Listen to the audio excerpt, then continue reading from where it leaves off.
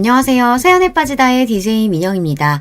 오늘 사연자님은 주제도 모르고 경솔한 시어머니에게 본때를 보여줬다는데요. 과연 어떤 사연인지 들어보시겠습니다. 오늘도 두 가지 사연 준비되어 있는데요. 끝까지 들어주실 거죠? 그럼 바로 시작해 볼게요. 구독과 좋아요 잊지 말고 꾹 눌러주세요. 안녕하세요. 저는 40대 여자입니다. 저는 얼마 전까지만 해도 여자 나이 40이면 다 끝났다고 생각했어요. 결혼도 했고 아이도 있으니 앞으로 제 인생은 남편 뒷바라지나 하면서 아들들 잘 키우는 거 말고는 특별한 낙이 없을 거라고 여겼습니다. 그런데 제가 잘못 생각해도 한참을 잘못 생각했더군요. 40이든 60이든 나이가 얼마나 들었든 제 인생은 온전히 제 것이었어요. 제가 행복해야 남편도 챙기고 아들도 잘 키울 수 있는 거였습니다. 그 사실을 알게 된 지가 얼마 되지 않았어요. 저에게 그럴 만한 사건이 있었거든요. 결혼한 지 10년이 넘는 세월 동안 제가 남편에게 홀딱 속아 넘어갔더군요. 얼마 전에 있었던 일입니다. 남편이 친구들과 늦은 시간까지 술을 먹고 있다고 해서 제가 술집 근처로 차를 가지고 데리러 갔어요. 결혼하고 지난 10년 동안 저는 항상 그랬었기 때문에 저에게는 별로 어려운 일이 아니었지만 다른 친구들에게 이야기를 하면 술 먹는 남편이 뭐가 좋다고 데리러 가냐고 의아해했습니다. 하지만 저는 제가 하고 싶어서 하는 일이었어요. 그러고 싶어서 운전면허를 딴 거기도 하거든요. 남편이 연애할 때부터 친구들이랑 술을 좋아했어요. 남편이 술은 자주 먹어도 주사가 있거나 실수하는 사람은 아니었는데 딱 하나 술버릇이 술에 취하면 그 장소가 어디든 그냥 잠이 들어버렸습니다. 연애할 때 몇 번이나 술을 먹다가 아무 데서나 잠들어서 연락두절이 된 적이 있었어요. 저는 그러다 큰 사고라도 날까봐 너무 걱정돼서 그때부터 남편이 친구들과 술 약속이 있다고 하면 항상 알아서 데리러 갔습니다. 아들을 임신했을 때도 아들이 어릴 때도 항상 데리러 갔어요. 그랬으니 이제는 남편 친구들이 알아서 남편이 술에 취할 것 같으면 미리 저에게 연락을 해주기까지 했습니다. 그래서 그날도 남편 친구의 연락을 받고 근처 술집으로 데리러 갔어요. 그런데 술집에 도착해서 들어갔더니 남편도 친구들도 술집에 없더군요. 그때였어요. 술집 뒤편 공터에서 익숙한 목소리가 들렸습니다. 남편 목소리였어요. 웬일로 아직 술에 안 취했는지 친구들이랑 담배를 피우고 있는 것 같더군요. 저는 남편을 놀라게 해주려고 인기척을 내지 않고 술집 뒤편으로 들어갔습니다. 그런데 그때였어요. 듣지 말았으면 좋았을 이야기를 듣고야 말았습니다. 아, 이윤식, 이 자식은 장가나는 진짜 기똥차게 잘 갔다니까. 처가 부자인 것도 얄미워 죽겠는데 마누라까지 착해가지고 술 취했다고 하면 매번 데리러 오잖아. 세상에 그런 여자가 어딨냐? 남편 친구들이 제 이야기를 하며 남편에게 장가 잘 갔다고 부럽다고 했어요. 그런데 그 순간 남편이 물고 있던 담배를 바닥에 툭 던지더니 미간을 확 구기더군요. 그러더니 한다는 말이 가관이었습니다. 아, 이 새끼들이 모르는 소리 하고 있네. 내가 부잣집 사유 한번 해보겠다고 얼마나 많은 걸 포기하고 사는 줄 알아? 우리 장인 주말마다 다 불러내서 골프다 모입니다. 매일 끌고 다니잖아.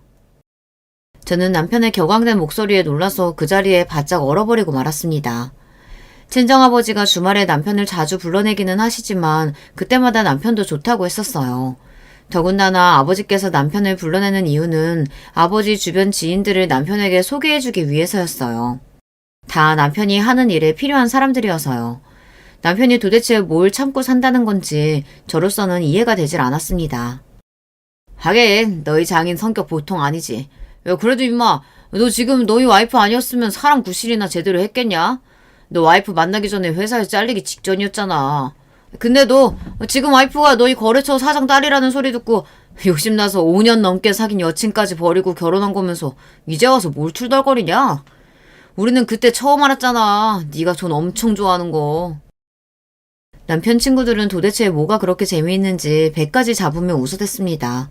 그 모습에 남편은 욱해서 언성을 높였어요. 평생 가난한 집구석에서 지질이 궁상으로 살아봐라. 돈 안 좋아하고 살 수 있나? 그리고 우리 마누라 봐. 나라면 아주 꿈뻑 죽잖아. 평생 부잣집에서 귀하게 커서 그런지 사람을 의심하는 세포 자체가 없어요. 에이, 여우 같은 새끼. 너 저번에도 출장 간다고 거짓말하고 여자 동창들하고 여행 다녀왔다면서? 부럽다, 새끼야. 부럽냐? 그럼 너희도 순진하고 착한 마누라 어찌 그랬냐? 우리 마누라는 말이야. 내 말이라면 똥으로 매주를 쓴다고 해도 믿는다니까. 사랑이 무슨 필요냐? 평생 장인어른이 벌어둔 돈 펑펑 쓰면서 사는 게 이게 행복이지. 저는 남편의 말에 순간 꿈은 아닐까 싶어 제 뺨을 손바닥으로 때렸습니다. 그 정도로 믿기지 않았어요. 제 두 눈으로 제 두 귀로 똑똑히 들었는데도 그날 본 남편은 지금까지 저와 10년 넘게 살아온 남자 같지 않았습니다. 꼭 다른 사람 같았어요. 그날 밤 저는 그대로 몸을 돌려 집으로 돌아왔습니다. 연신 남편에게 전화가 오는데도 받지 않고 집으로 돌아와 그냥 침대에 눈을 감고 누워버렸어요. 그리고 캄캄한 머릿속에 저의 지난 결혼 생활들이 파노라마처럼 펼쳐졌어요. 제가 지난 10년 동안 도대체 무엇을 위해서 참고 살아온가 싶더군요. 결혼을 하는 게 원래 그런 건 줄 알았어요. 좀 힘들고 속상해도 가족을 위해서라면 참고 견뎌야 하는 줄 알았습니다. 집안의 평화를 위해서요. 그런데 그날 밤 술집에서 본 남편의 모습에 제 모든 신뢰와 믿음은 산산조각이 나고 말았습니다. 남편은 저를 가지고 놀았어요. 그렇게밖에 생각할 수 없었습니다. 사실 저와 남편이 결혼하게 된 건 남편의 열렬한 구애 덕분이었어요. 남편을 만나게 된 건 직장에서였습니다. 저는 아버지가 운영하는 회사에서 근무하고 있었고 남편은 아버지 회사 거래처 영업사원이었어요. 일로 남편이 회사에 자주 왔었는데 그때마다 저와 자주 마주쳤습니다. 그런데 어느 날 남편이 저에게 연락처를 주며 밖에서 한번 따로 보고 싶다고 하더라고요. 그때까지만 해도 남편이 저에게 호감이 있다고는 생각을 못했어요. 그냥 의례적으로 하는 인사라고 알고 지나쳤습니다. 그런데 그 이후로 남편에게 따로 연락이 자주 오더라고요. 자꾸 밥을 사준다고 그러기에 저도 몇 번 거절하다가 자주 보는 사이인데 계속 거절하는 게 미안해서 하루는 약속하고 만났습니다. 밖에서 따로 처음 만난 날 남편은 저에게 고백했어요. 회사에서 처음 저를 만났을 때부터 좋아했다고요. 저는 남편에게 깜빡 속았습니다. 남편은 처음부터 친정 아버지께서 회사 대표라는 걸 알고 접근한 거였어요.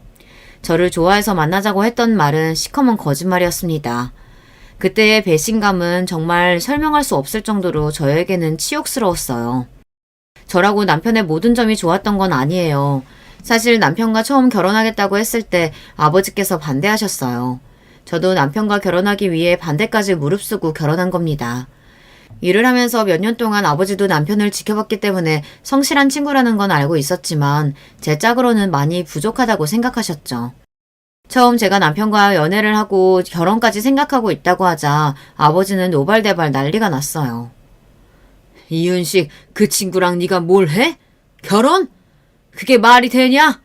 그 친구 일 시키기 편해서 내가 좋아하는 거지. 네 짝으로는 가당치도 않다. 그 사람 성실하고 착해. 나한테도 얼마나 잘하는데. 그 정도 성실하고 착한 사람은 세상에 널리고 널렸어. 결혼할 사람은 절대 그렇게 고르는 거 아니야. 집안이며 직장이며 뭐든지 탄탄해야지.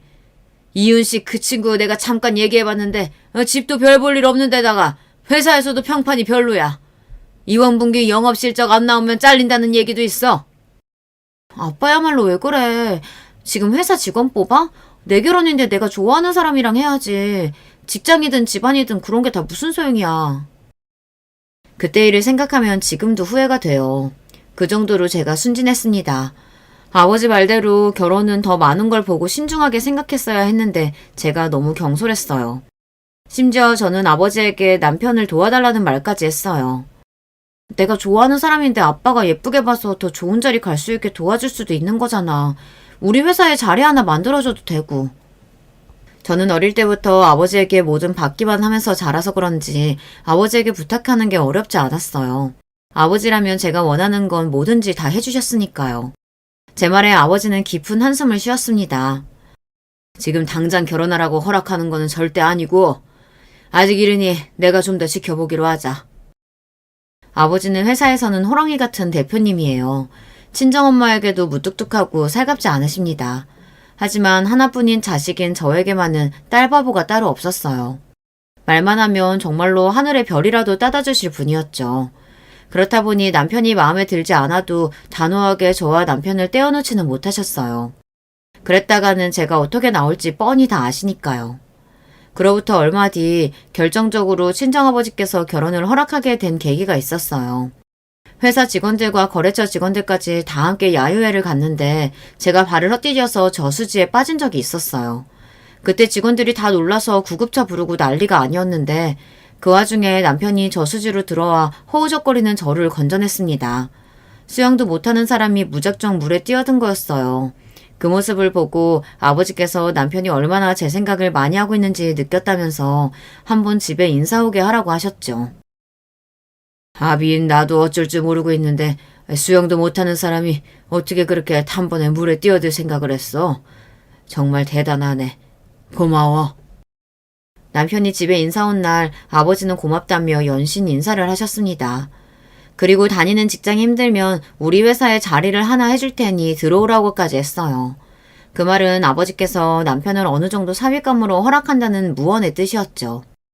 그 일 후 남편과 저는 결혼을 밀어붙였습니다. 곧장 상견례부터 잡았어요. 그런데 결혼이라는 게 원래 이렇게 하기 어려운 건지 상견례 날도 위기가 있었습니다. 처음 만난 시부모님께서 예사롭지 않았어요. 상견례 장소에서 시댁이 좀 거리가 있어서 아버지께서 기사를 붙여 차를 시댁으로 보냈습니다.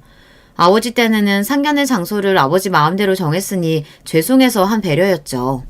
그런데 시어머니께서 아버지가 보낸 차를 그냥 돌려보내시고 굳이 택시를 타고 오셨어요.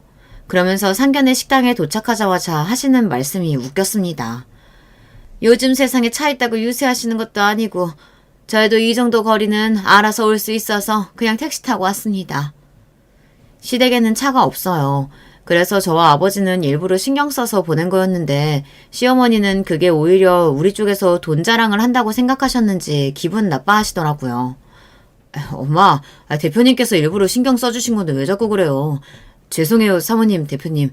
저희 어머니께서 괜히 패 끼칠 수 없다고 그러신 거예요. 이해해 주세요.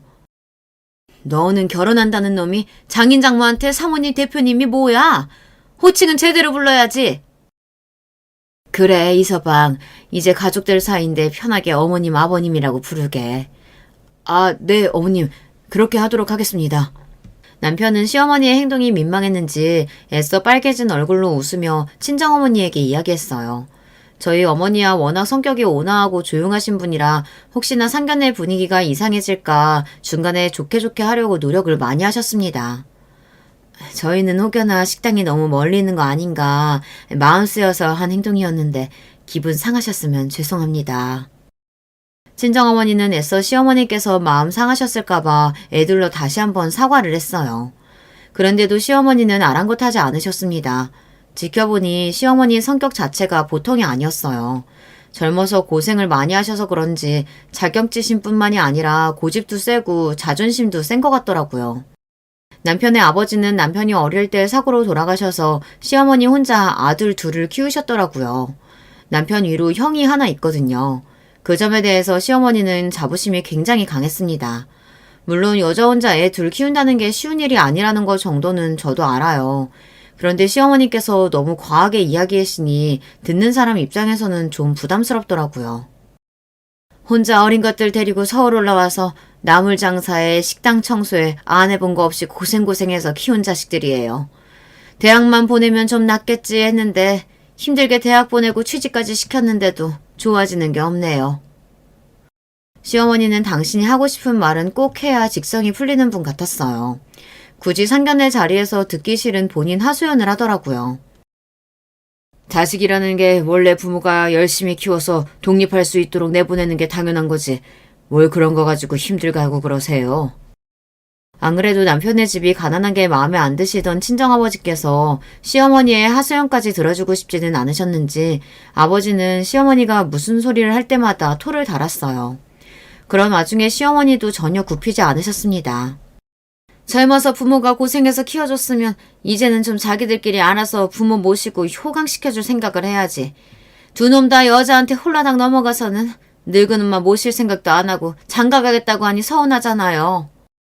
시어머니의 이야기에 저희 부모님은 두 분 다 미간을 구겼어요. 친정부모님까지 계신 상견례 자리에서 굳이 시어머니를 모시네 마네 하는 소리까지 하시니 저희 부모님 입장에는 기가 막힐만 했죠. 애들 다 커서 좋은 사람 만나서 결혼한다는데 부모로서 서운할 게 뭐가 있어요. 사돈께서 오랫동안 혼자 사셔서 아들들한테 집착을 좀 하시나 보네요. 네? 집착이요? 어머 바깥 사돈은 어쩜 그런 기분 나쁜 소리라세요? 그럼 남편도 없이 혼자 사는 홀어머니 버리고 아들 둘 다 따로 나가서 사는 게 맞는 말이라는 거예요? 자식이 다 컸으면 독립하는 게 당연하죠. 이제 보니 사도께서 생각이 너무 고루하시네요. 요즘 세상에 어떤 며느리가 홀 시어머니를 모셔요? 친정아버지는 말을 돌려서 하는 분이 아니에요. 더군다나 시어머니처럼 실수하시는 분을 그냥 봐줄 사람이 아니었죠. 친정아버지의 입에서 튀어나온 고루하다는 말에 시어머니는 미간을 구기더니 인상을 팍 썼어요. 그래도 더는 할 말이 없는지 연신 헛기침만 하더라고요. 그 전에 남편에게 듣기로는 남편 위에 형이 결혼할 때도 시어머니께서 싫어하셨다고 했어요. 늙은 어미 두고 장남이 혼자 나간다고요. 시어머니의 솔직한 심정은 장남인 형이 결혼해도 혼자이신 어머니를 모시고 살 줄 알았는데 그런 소리가 일절 없으니 서운해서 한 소리일 거라고 하더군요. 그런데 몇 년 되지 않아 남편이 결혼하겠다고 하니 시어머니는 형 때와 마찬가지로 똑같은 소리를 하셨어요. 아들과 함께 살고 싶어 했죠. 저도 시어머니의 말에 순간 당황했지만 큰 문제는 아니라고 생각했어요. 시어머니가 저와 남편과 같이 살고 싶어 해도 제가 시어머니와 같이 살 생각이 전혀 없는데 뭐가 문제인가 싶어서요. 하지만 친정아버지 생각은 달랐습니다. 쥐뿔도 없는 주제에 어디서 감히 남의 집 귀한 딸 시집살이를 시키려고 하나라고 생각하셨죠. 사돈께서 잘 모르시는 것 같아서 다시 한번 말씀드리는데 요즘은 부모가 자식들이랑 같이 살고 싶으면 아파트 한 채 정도는 떡하니 해줄 정도 돼야 같이 살자고 하는 거예요. 아시겠어요? 아버지의 단호한 목소리에 순간 식당에는 정적이 흘렀습니다. 시어머니도 기분은 상하지만 도무지 대꾸할 말이 떠오르질 않으시는지 자리를 그냥 박차고 나가시는 거로 상견례가 일단락 됐어요. 저희 어머니께서 시골에서만 사시다가 아버지가 돌아가시고 서울 생활 시작하신 거라 옛날 분이세요. 어머님 아버님께서 너그러운 마음으로 좀 이해 부탁드릴게요. 남편은 시어머니를 대신해 저희 부모님께 사과까지 하고 돌아갔습니다. 저는 상견례가 끝나고 아버지에게 굳이 꼭 그렇게까지 말해야 했냐고 따졌어요. 아빠, 아무리 그래도 시어머니도 속상해서 하신 이야기인데 바로 앞에서 꼭 그렇게 무안을 줘야 했어요? 그러자 친정아버지께서 처음으로 저에게 언성을 높이며 다그치시더군요. 너, 네 시어머니 될 사람 보고도 그런 소리가 나와? 아유, 없는 집구석은 다 저렇게 이유가 있다니까. 저런 집구석 뭐가 좋다고 시집 가겠다고 하는 건지. 아유, 답답해서 정말. 친정아버지는 속상해서 연신 주먹으로 가슴을 쳤어요. 저에게 꼭 이런 결혼을 해야겠냐고 몇 번이나 물으셨죠. 하지만 그때는 왜 그랬는지 정말 남편이랑 결혼하고 싶었어요. 눈에 콩깍지가 제대로 씌어서 시어머니가 무슨 소리를 해도 저는 다 괜찮았습니다. 그렇게 저와 남편은 결혼했습니다. 남편과 제 사이는 전혀 문제가 없었어요. 상견례 때 일도 일이었지만 결혼 준비하면서 순탄하지는 않았어요. 시댁이 워낙 사정이 좋지 않다 보니 결혼 준비에 들어가는 비용 대부분을 우리 집에서 냈습니다. 신혼집도 아버지께서 얻어주셨어요. 신혼집 계약을 앞두고 시어머니께서 저에게 전화가 왔습니다. 그런데 다짜고짜 하시는 말씀이 저는 너무 놀랐어요. 새아가, 아무리 너희들끼리 다 알아서 준비한다지만 둘이 살 집 정도는 어른이 나한테도 보여줘야 하는 거 아니니? 어쩜 너는 며느리란 애가 이렇게 시어머니 생각을 조금도 안 하니? 이런 걸 내가 꼭 먼저 연락해야겠어? 시어머니는 마치 꼭 제가 큰 잘못을 하기라도 한 것처럼 화를 내셨어요.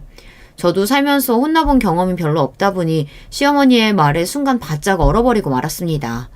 심지어 정말 내가 먼저 연락을 드려 같이 집을 보자고 했어야 했나 이런 생각까지 들더군요. 그로부터 얼마 뒤 남편과 저는 시어머니를 모시고 집을 보러 함께 갔어요.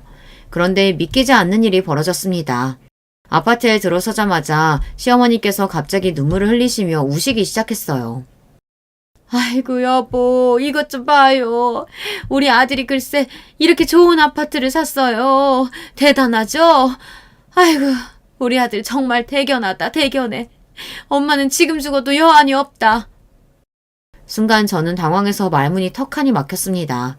집을 사준 건 친정아버지인데 남편더러 대단하고 대견하다고 얼굴까지 쓰다듬으시는데 너무 황당하고 기가 막히더군요. 저로서는 시어머니의 행동이 도무지 이해가 되질 않았어요. 그런데 나중에 남편이 하는 말로는 평생 그런 집에 살아본 적이 없다 보니 어머니 딴에는 아들이 좋은 집에 살게 된 게 너무 기쁘고 감격스러워서 그러신 것 같다고 하더라고요. 저는 남편에게 이야기를 듣고도 사실 100% 이해가 되지는 않았어요. 하지만 남편까지도 눈물을 글썽이길래 이해해보려고 했죠. 저야 남편과 자라온 환경이 달라서 잘 모르지만 남편처럼 어릴 때부터 아버지 없이 힘들게 컸으면 작은 것에도 행복감을 느끼는 게 당연하니까요. 그리고 얼마 뒤 남편은 새로운 일을 시작했습니다. 처음엔 결혼하면 아버지 회사에서 근무하려고 했었는데 아버지께서 저를 생각해서라도 남편에게 일을 좀 더 가르치는 게 낫다고 판단하셨는지 아버지께서 새로 투자하는 작은 회사에 구문직을 맡기셨어요. 그때도 아버지는 남편에게 신신당부했습니다. 이서방, 내가 자네를 100% 믿고 신뢰해서 이렇게 중요한 일을 맡기는 게 아니라 자네가 앞으로 얼마나 성장할 수 있는지 가능성을 보기 위해 테스트하는 거니까 항상 긴장하고 열심히 하도록 하게. 남편이야 당연히 뼈를 묻을 각오로 열심히 하겠다고 했죠. 하지만 저는 걱정이 되기도 했습니다. 그때야 남편의 진짜 속을 모를 때니 남편도 남편 나름대로 새로운 환경이 어려울 수도 있고 하고 싶은 것이 있을 수도 있을 텐데 괜히 저랑 결혼해서 뜻하지 않은 책임감과 부담감을 가지고 사는 게 아닌가 싶어서요. 다행인 건진 모르겠지만 어찌됐든 그때 이후로는 시어머니께서 저를 대하시는 태도가 조금 달라지기는 했습니다. 그전까지는 매일 저에게 곱게 자라서 뭘 모른다, 눈치가 없다, 남편한테 잘해라 등등 잔소리만 하셨었는데 남편이 저희 아버지 덕분에 좋은 자리로 가고 나서는 시어머니도 은근 제 눈치를 보셨어요. 한 번은 그런 적도 있었습니다. 제가 아들을 임신했을 때였는데 시어머니께서 며칠 내내 전화를 하셔 먹고 싶은 게 없냐고 물었어요. 내가 다른 건 몰라도 반찬한다는 기똥차게 잘해. 동네 반찬 가게에서 오랫동안 일했었거든. 사돈이야 돈 많은 남편 만나 고생이라는 건 모르고 사셨으니 반찬이나 제대로 만드실 줄 알겠어? 우리 손주 임신해서 며느리가 고생하는데 내가 다른 건 모르겠고 말만 해. 먹을 건 내가 다 만들어줄게. 시어머니는 참 신기한 분입니다. 같은 말을 해도 은근 기분 상하게 말을 했어요. 분명 호의라는 건 알지만 항상 시어머니랑 통화하고 나면 기분이 좋지 않았습니다. 입맛도 심하고 몸도 몸살 걸린 것처럼 자꾸 늘어져서 밥맛이 없어요. 그래도 이것저것 먹고 있으니까 걱정하지 마세요. 그럴수록 더 챙겨 먹어야 애가 크는 거야. 엄마가 힘들다고 자꾸 안 먹으면 애가 작아요. 입덧도 너무 힘들고 몸도 자꾸 기운이 빠져 말할 일도 없는데 자꾸만 시어머니께서 애를 생각해서라도 밥은 꼭 챙겨 먹어야 한다고 잔소리를 하니 처음엔 저도 기분이 썩 좋지 않았습니다. 하지만 보통 시어머니들이 하는 잔소리라고 생각하기로 했어요. 친구들 말이 원래 시어머니는 며느리보다 뱃속의 손자가 항상 먼저라고 하더라고요. 그로부터 며칠 뒤 시어머니께서 반찬을 잔뜩 만들어 남편을 통해 보내셨어요. 정말 반찬 가게에서 파는 것처럼 깨끗하고 맛있게 해주셨더라고요. 저는 감사해서 잘 먹겠다고 연락을 드렸습니다. 그런데 직장 다니면서 밥을 챙겨 먹는다는 게 생각보다 쉽지 않더군요. 평소에도 초딩 입맛이라고 불리는 저다 보니 사실 시어머니께서 해다 주신 반찬이 입에 맞지 않았어요. 남편이라도 좀 먹으라고 해도 남편도 바쁘고 정신이 없으니 잘 안 먹더라고요. 더군다나 저도 몸도 무겁고 힘들어서 대충 집에 들어오는 길에 남편이랑 사 먹거나 시켜 먹었어요. 그러다 보니 시어머니께서 해주신 반찬이 냉장고에 고스란히 남아있었던 거예요. 저나 남편이 알아서 냉장고 정리를 하든 남은 반찬을 먹든 했어야 했는데 둘 다 일이 바쁘다는 핑계로 그대로 뒀습니다. 그러던 중 시어머니께서 또 반찬을 잔뜩 해서 우리 집에 오셨다가 냉장고에 남은 반찬을 보게 되신 거죠. 그 일로 시어머니는 저에게 삐져서 그날 싸온 반찬과 냉장고에 있던 반찬들까지 몽땅 다 가져가 버렸습니다. 기껏 힘들게 만들어서 바리바리 싸다 줬더니만 하나도 안 먹고 썩을 때까지 냉장고에 두는 건 도대체 무슨 생각이니? 새아기 네가 없이 살아본 적이 없어서 아까운 줄을 모르나 본데 그게 다 좋은 재료로만 신경 써서 만든 것들이야. 사람 성일 무시해도 유분수지? 내가 다시는 반찬해오나 봐라. 어머니 죄송해요. 제가 워낙 초딩 입맛에 입이 짧아서 반찬 같은 건 잘 안 챙겨 먹어서요. 힘들게 해주셨는데 죄송합니다. 저도 제가 잘못한 건 알아서 금방 인정하고 시어머니께 잘못했다고 했어요. 그래도 시어머니는 화가 풀리지를 않으셨는지 연신 씩씩거리며 저에게 화를 냈습니다. 네가 아무리 입도 짧고 안 먹어도 뱃속에 우리 손주는 아니잖아. 엄마가 돼서 애를 먼저 챙겨야지. 요즘 애들은 아무튼 자기밖에 모른다니까. 이래서 애는 오냐오냐 키우는 게 아닌데 외동이라고 얼마나 버릇없이 키웠으면 여자애가 저 모양인지. 엄마, 그만 좀 해. 우리가 해달라고 한 것도 아니고 엄마가 마음대로 해줘놓고 왜 그렇게 생색을 내. 우리가 알아서 정리할 테니까 그냥 두고 가세요. 제 표정이 점점 어두워지자 남편도 신경이 쓰였는지 애써 어머니 앞에서 제 편을 들었습니다. 그러자 시어머니는 더 화가 나서 씩씩거렸어요. 다시는 반찬이고 뭐고 안 한다고 소리를 질렀어요. 시어머니의 행동에 저도 모르게 순간 눈물이 왈칵했습니다. 이 나이까지 살면서 우리 부모님한테도 싫은 소리 안 듣고 자랐습니다. 그렇다고 시어머니 말처럼 제가 막무가내로 버릇없이 큰 건 절대 아니에요. 한두 번도 아니고 시어머니께서 자꾸만 말끝마다 있는 집에서 컸다는 둥, 외동이라 버릇이 없다는 둥 이런 식의 이야기를 하시니 저도 욱하더라고요. 하지만 남편을 봐서 참았습니다. 시어머니에게 제가 안 좋은 소리를 들을 때마다 남편이 항상 제 편을 들어줘서 저에게 미안하다고 어머니가 뭘 몰라서 그런 거니 이해해달라고 항상 그랬거든요. 그런데 그런 말이 남편의 진심이 아니었습니다.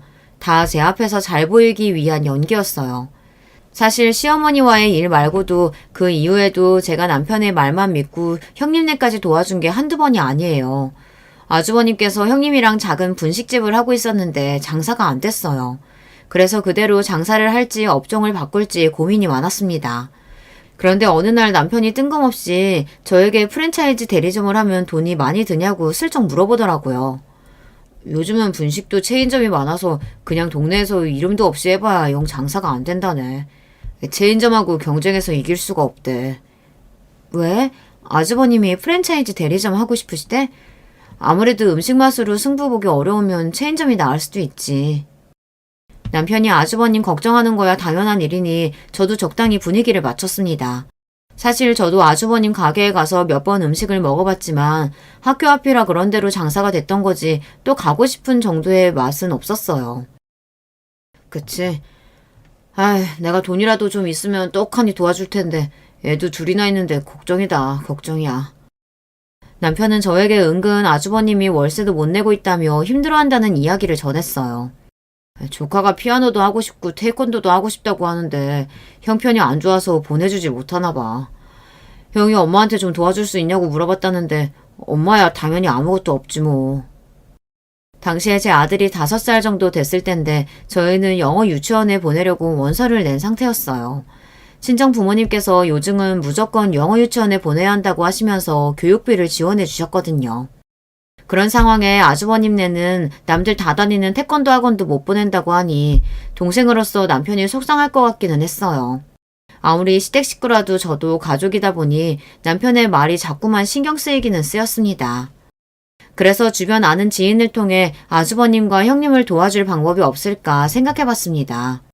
그런데 제가 아는 언니 중에 프랜차이즈 본사에 다니는 언니가 있었는데 그 언니네 브랜드 대리점이 웬만해서는 망하지 않는다고 하더라고요. 제가 말만 하면 좋은 자리를 하게 해준다고 했어요. 저는 고민하다 아주버님을 도와드렸습니다. 아빠 찬스를 좀 썼습니다. 아주버님이랑 형님도 가족인데 힘들 때 좀 도와줄 수도 있지 뭐. 대리점 보증금이랑 인테리어 비용만 아버지가 좀 도와주세요. 지금 생각해도 제가 왜 그랬는지 모르겠어요. 호구도 이런 호구가 없습니다. 졸지에 남편 직장은 물론이고 시아주버님 가게까지 제가 책임졌어요. 내가 딸내미를 시집 보낸 건지 아들놈을 하나도 입양한 건지 모르겠다. 이제는 하다 시댁 식구들까지 먹여 살리냐? 사람이 속이 편해야 일도 열심히 하는 건데 시댁 식구한테 자꾸만 힘든 일이 생기니까 이서방이 일에 집중을 못하잖아. 이것도 다 남편 잘 되라고 하는 내조니까 아빠가 좀 이해해 주세요. 아이고 열려놨네 열려놨어. 이서방이 그래도 옛날보다 일도 열심히 하고 너한테도 잘하니까 그거 보고 내가 도와주는 거야. 너희 시댁 식구들이 행여나도 힘들게 하고 못살게 굴면 얄짤 없을 줄 알아. 아버지는 언제나 저의 든든한 버팀목이었습니다. 제가 뭘 해달라고 하든지 그 부탁이 무리한 부탁이더라도 뭐든 다 들어주셨으니까요. 그래서 저는 더 아버지에게 죄송했어요. 남편 하나 잘못 만나서 저희 부모님께마저 못할 짓을 한 것 같아서요. 당시에 저는 시댁이 예쁘다기보다 저에게 잘하는 남편이 좋았습니다. 결혼하고 지난 10년 동안 남편은 제 앞에서는 누구보다 좋은 남편이었고 아들에게는 좋은 아빠였어요. 절대 그 모습이 거짓이었다고는 도무지 상상하고 싶지 않았어요. 저는 지난 10년 동안 함께 살았던 남편을 떠올리며 한 번 더 남편을 믿어보고 싶었습니다. 술자리에서 술에 취해 남자들끼리 무슨 소리를 못하겠나 싶기도 해서 진실을 알아보기로 했어요. 정말 남편이 저를 만날 때도 5년 넘게 만났던 여자친구가 있었는지, 그런데도 오로지 저의 배경만 보고 일부러 접근한 건지 확인하고 싶었습니다. 저는 사람을 시켜서 남편에 대해 좀 알아봤어요. 제가 알던 남편의 모습이 진짜인지 확인하고 싶어서요. 그런데 제가 알던 남편의 모습은 철저히 만들어진 가짜였습니다. 그때 술집에서 제가 들은 말은 다 사실이었어요. 남편은 오랫동안 사귀면서 결혼을 약속한 여자가 있었는데도 아버지 회사에 왔다 갔다 하며 제가 아버지의 친딸이라는 사실을 알고 일부러 저에게 접근을 한 겁니다. 더군다나 지난 10년 동안 철저하게 저를 속이며 외도를 계속 지속해왔어요. 일정하게 만나던 여자가 있었던 게 아니라 저에게는 매일 출장이다 회식이다 거짓말하며 이 여자 저 여자 많이도 만났더라고요. 거기다가 아버지께서 운영해보라고 한 회사에서 돈도 꽤 많이 빼돌렸더군요.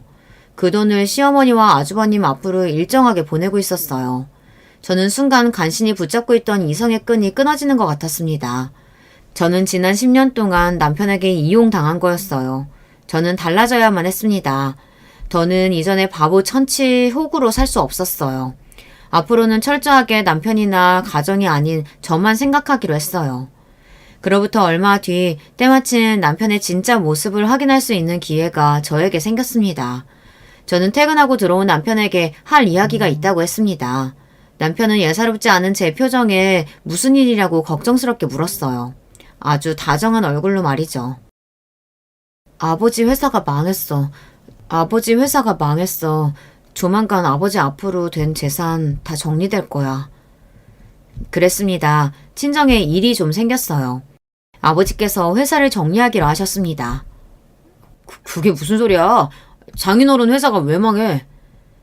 당신은 명색이 아버지 회사 계열사 운영한다는 사람이 그것도 몰라?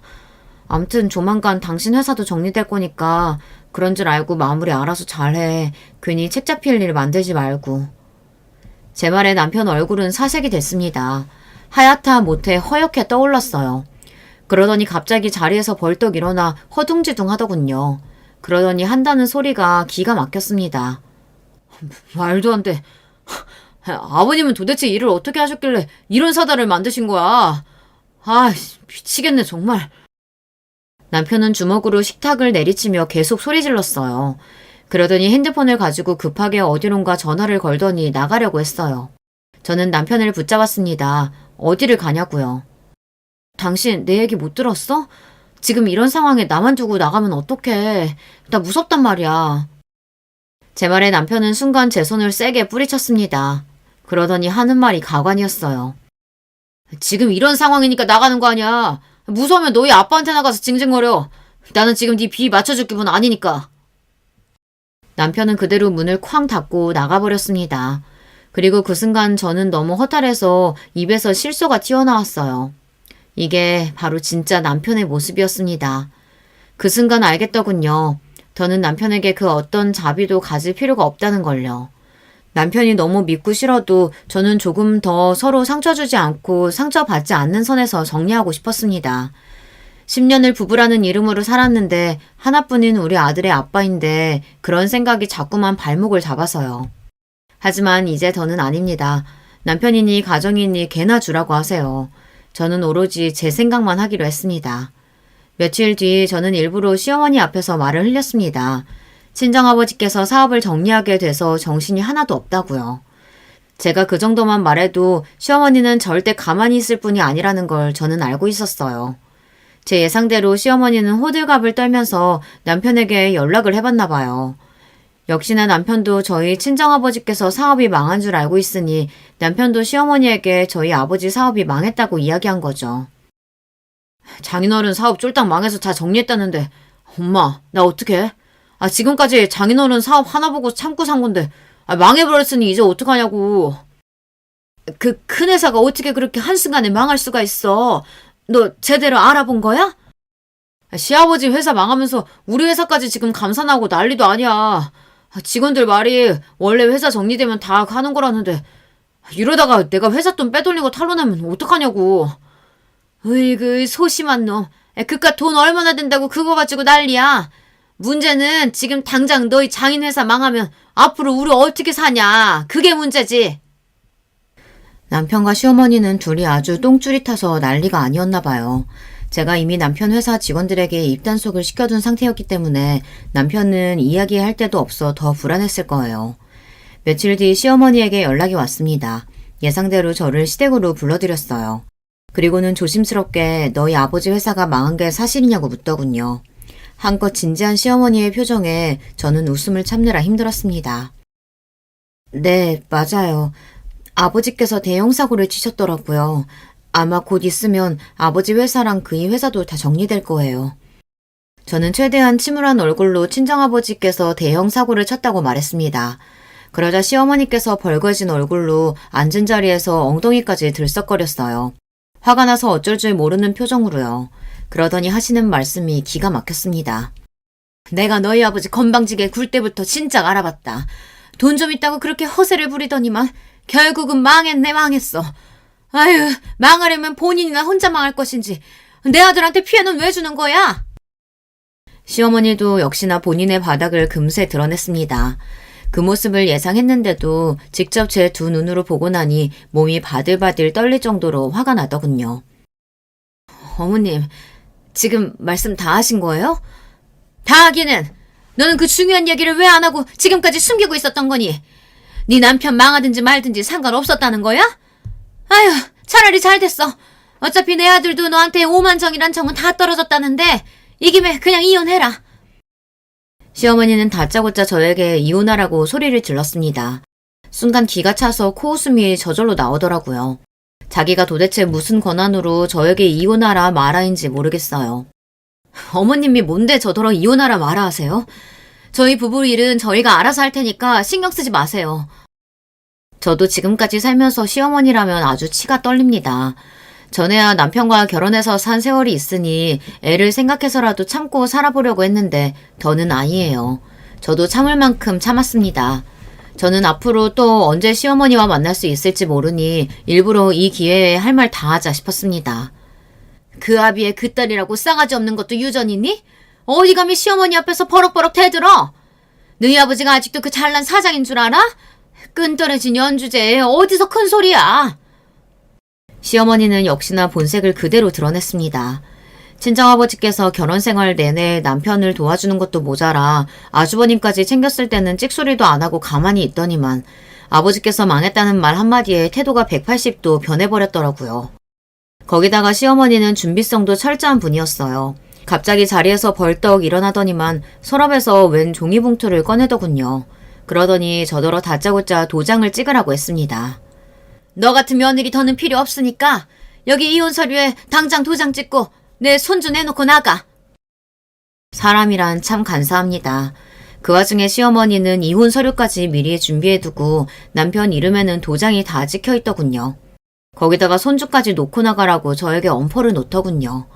저는 어이가 없어서 실소가 흘러나왔습니다. 제 미소에 시어머니는 미간을 잔뜩 찌푸리더니만 지금 웃음이 나오냐고 저에게 소리를 또 질렀어요.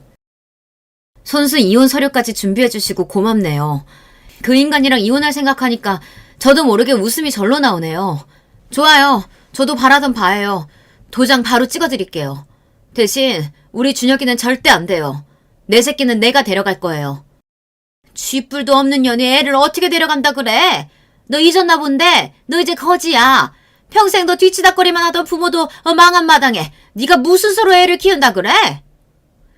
시어머니는 제 말은 듣고 싶지도 않다는 듯 고개를 절레절레 흔들며 조용히 하고 빨리 이혼 서류에 지장이나 찍으라고 했습니다. 그러면서 인주를 저에게 들이댔어요. 저는 시어머니의 뻔뻔한 모습에 다시 한번 치가 떨렸습니다. 하지만 이제 더는 화낼 힘도 없었어요. 빨리 다 마무리하고 싶었습니다. 저는 이때다 싶어 시어머니가 들이댄 이혼 서류에 지장을 찍고 자리에서 벌떡 일어나 허리를 곧게 폈습니다. 자꾸 말끝마다 쥐뿔도 없다고 하는데 뭘 좀 대단히 오해하신 것 같아요. 우리 아버지 대형 사고 쳤다는 게 설마 아예 사업이 망한 줄 아시는 거예요? 어머 웬일이야. 단단히 잘못하셨네. 저는 전혀 달라진 표정으로 깔깔 웃으며 시어머니를 비웃었습니다.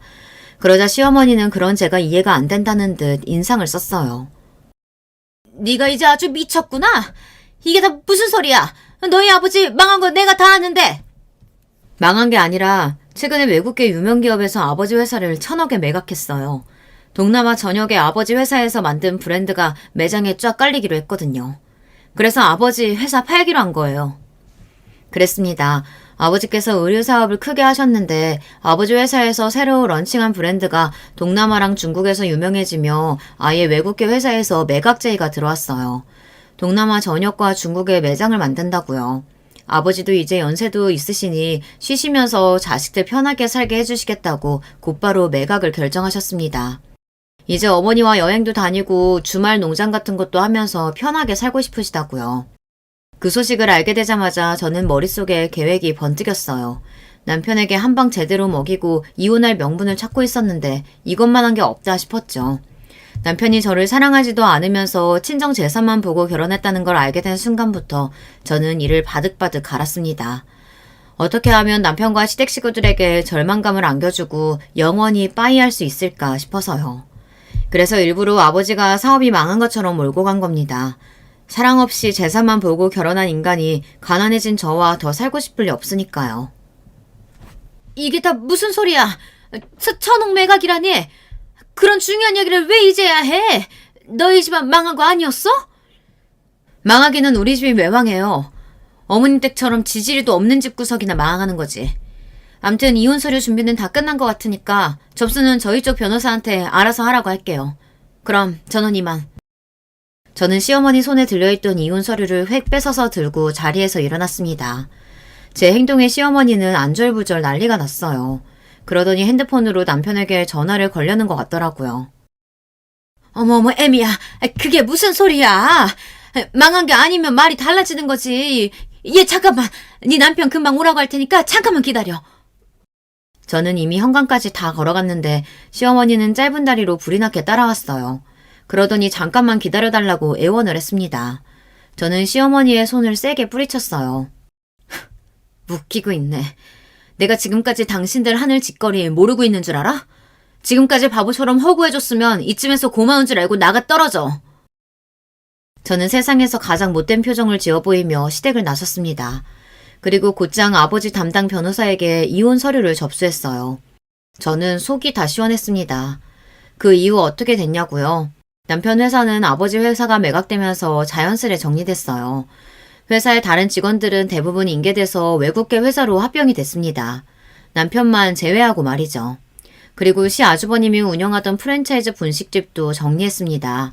당연히 친정아버지께서 투자한 가게인데 이혼하면 정리가 되는 거죠. 그리고 저와 남편이 살던 집도 내놓고 저는 아들과 함께 친정으로 들어왔습니다.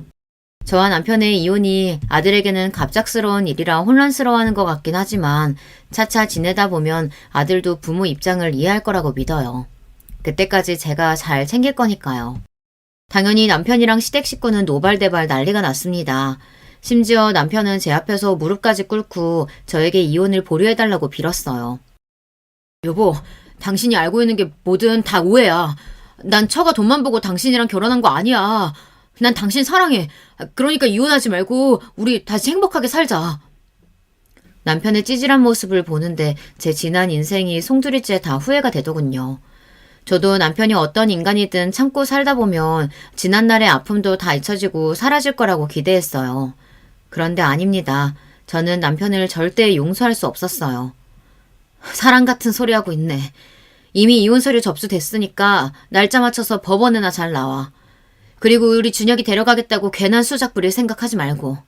내가 벌써 당신이 지금까지 나랑 살면서 외도하고 우리 아버지 돈 횡령하고 그거 시댁에 갖다 준 증거 다 찾아서 법원에 같이 냈으니까. 저는 다신 찾아오지 말라고 엄포를 놓고 남편을 내쫓아 버렸습니다. 남편은 끝까지 제 바지가랑이를 잡으면서 살려달라고 울부짖었지만 소용없었습니다.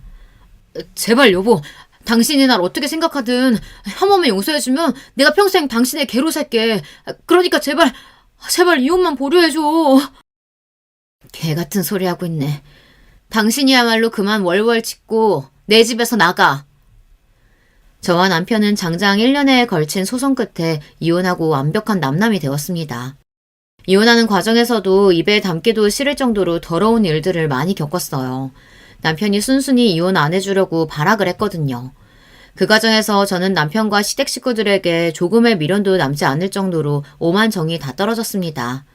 결국은 저는 조금의 재산도 뺏기지 않고 남편과 이혼했습니다. 아들 양육권도 당연히 제가 가져왔고요. 남편의 횡령 혐의도 확인돼서 남편은 벌금형까지 받았습니다. 그렇게 저의 10년 결혼 생활이 막을 내렸습니다. 사실 이혼 소송을 하는 지난 1년 동안 저는 피가 말릴 정도로 힘든 전쟁을 치렀어요.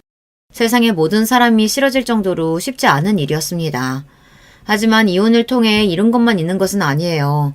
나에게 정말 소중한 것, 내가 원하는 것, 그게 무엇인지 정확하게 알았어요. 이제부터가 정말 시작이라는 느낌이 듭니다. 저는 앞으로 저와 저의 아들의 인생만을 생각하며 앞만 보고 달려가기로 했어요. 저에게는 누구보다 든든하고 누구보다 감사한 부모님이 계시기 때문에 뭐든지 해나갈 수 있을 거라는 확신이 듭니다. 저에게 앞으로 기죽지 말고 뭐든 해나갈 수 있을 거라는 응원의 글 여러분께서 댓글로 남겨주시면 저에게 많은 힘이 될 것 같습니다. 끝까지 저의 이야기 들어주셔서 너무 감사해요. 저의 사연이 어떤 분들에게는 큰 힘이 될 수 있기를 바라겠습니다. 감사합니다. 여러분, 두 번째 사연 시작하기 전에 좋아요, 구독 꼭 눌러주실 거죠? 그럼 두 번째 사연 바로 시작합니다. 안녕하세요. 저는 일남 일녀를 둔 60대 할머니입니다. 최근 1년 사이 저의 행복은 지옥에서 되찾아온 딸과 함께 마크라메 공방을 다니는 것이랍니다. 그날의 상처로 딸이 아직 말은 하지 못했지만 마크라메를 배우기 시작하며 외부와 소통을 시작했어요. 밖에 나가는 게 두렵기만 하던 딸이 조금이지만 한 발씩 밖으로 나서는 모습을 보면 눈물이 앞을 가립니다. 거기다 딸의 분신이기도 한 손녀가 막 걸음마를 시작해 정말 세상의 행복이 다 우리 집으로 몰려든 건 아닐까 싶은 생각이 든 정도입니다. 하지만 이런 행복을 손에 넣기까지 정말이지 너무 많은 일들이 있었어요. 저와 남편은 대학 시절 처음 알게 됐습니다. 제 나이 또래가, 그것도 여자가 대학을 졸업한다는 게 당시엔 보통 일이 아니었어요. 제 고등학교 동창들 중에서도 졸업만 겨우 한 친구들이 대부분이었죠. 하지만 당시 제 꿈은 학교 선생님이 되는 거였어요. 그래서 집안 반대에도 불구하고 대학 진학을 했습니다. 남편은 경영학 전공이었는데 대학 동아리 모임에서 알게 된 친구로부터 소개를 받았어요. 남편 집은 사업체를 여럿 운영하고 있었어요. 지금 말로 금수저 정도까지는 아니더라도 은수저는 되지 않았을까 싶네요. 남편은 야망도 컸고 그에 맞는 능력도 있는 남자였죠. 항상 모든 일에 자신감이 넘치고 자신이 하는 일엔 확신이 강한 사람이었죠. 제게 전혀 없는 그런 모습에 매력을 느낀 저는 남편의 데이트 신청에 흔쾌히 동의했고 그것이 시작이었습니다. 물론 사귀는 동안 싸움도 정말 많았어요. 남편과 저는 성격이 정반대였거든요. 특히 무슨 섭섭한 일이 있을 때 남편은 그 자리에서 바로 얘기를 하는 편이라면 저는 꾹 참았다가 한 번에 터뜨리는 편이었거든요.